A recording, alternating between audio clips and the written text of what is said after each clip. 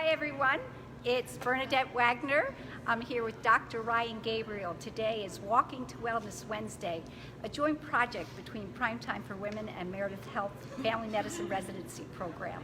It's really exciting for us to be able to gather together to have Dr. Gabriel talk about a topic that's both informative and incredibly timely this time of year. He's going to be talking about holiday blues, and if you have questions, this is a live event.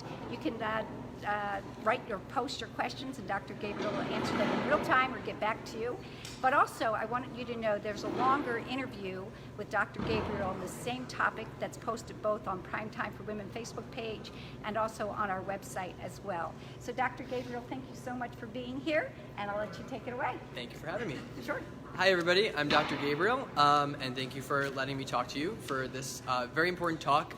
I wanted to start with talking about depression in general. It's a topic that is important to me, and I'm sure it's touched many people, either with you or a loved one or a family or a friend.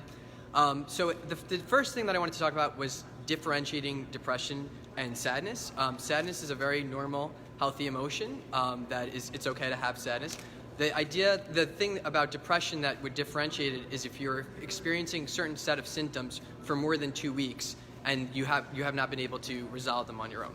So some of these symptoms, I just wanted to go through them real quick, are no longer enjoying or caring about things that you do that you used to like, feeling sad or hopeless for the extent of the day or more than one day, losing or gaining weight, sleeping too little or too much, feeling tired or feeling like you have no energy, forgetting or feeling confused about things, being lethargic, and acting restless or trying to stay still. And then lastly, if you're thinking about death a lot or even suicide, that would be the most concerning issue. And if that was something that had come up, there is a hotline. It's 1-800-273-8255, or you can text Connect to 741-741. But if you are experiencing those other symptoms and you'd like to get checked out, we have our family medicine program right here in Robinwood Suite 200, so you can be assessed by a doctor and see if you need something like therapy or medication. In addition to depression, there's also an ailment called seasonal affective disorder, and that kind of has the same symptoms as depression, but it occurs more commonly during the winter months when there's less light during the day. And in addition to therapy that you would have with depression, there's another modality called light therapy that can help with that as well. And then just finally, I wanted to talk quickly about seasonal blues, which is different than depression in that this is something that you can self-treat with some tips that I was going to give you in a little bit, or just some easy lifestyle modifications. So the first thing that I wanted to bring up with having the seasonal blues would be acknowledging that you're feeling down. I think a lot of times people feel bad or feel guilty that they're sad during the holidays when it's supposed to be the most wonderful time of the year. So as long as you are cognizant of what your feelings are, I think it's the first step in trying to combat that. So that would be the first thing. The next thing I wanted to talk about was getting out of the house. I know it's hard to feel motivated to get out when it's cold outside and it's dark, but when you get out of the community and you aren't as isolated, especially during this time. A lot of people do feel lonelier when you're thinking about past nostalgic memories of old loved ones. It's good to get out of the house, come into the Walk for Wellness. That's a great way to have a low pressure environment that you're not thinking so much about the holiday season. Another tip I would like to talk about is cutting down on how much you're doing.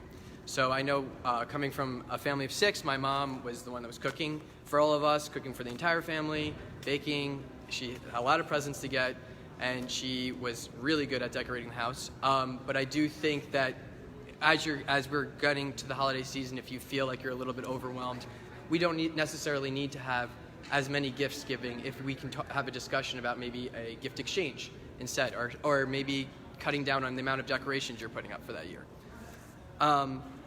Another thing I wanted to talk about was learning your triggers with the holiday blues specifically. So what is the reason that you are actually feeling more sad now than you were just a few months ago? So a lot of triggers for people would be finances, or even family could be a trigger. So just as long as you are mindful about what your triggers are, it's an easy way for you to kind of get into that mindset before the family party or before you start buying those presents, and work through how to combat those. All right. One more thing I wanted to say was staying healthy. I know it's hard, especially since we're giving out candy today. I'm sorry about that. But I do think that candy is good for the heart as well.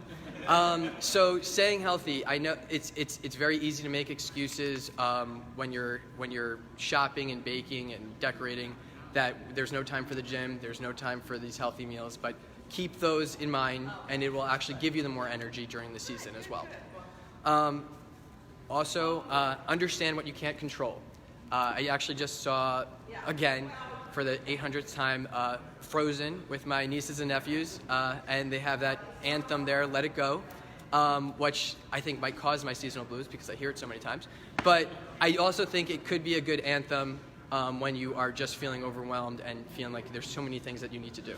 Just gotta let it go. You can't control everything during the season. And then lastly, this is something I had touched upon before, but seeking help. When you know that when it feels like it's something that it's unbearable for you, come down to Robinwood Suite 200. We'd love to have you.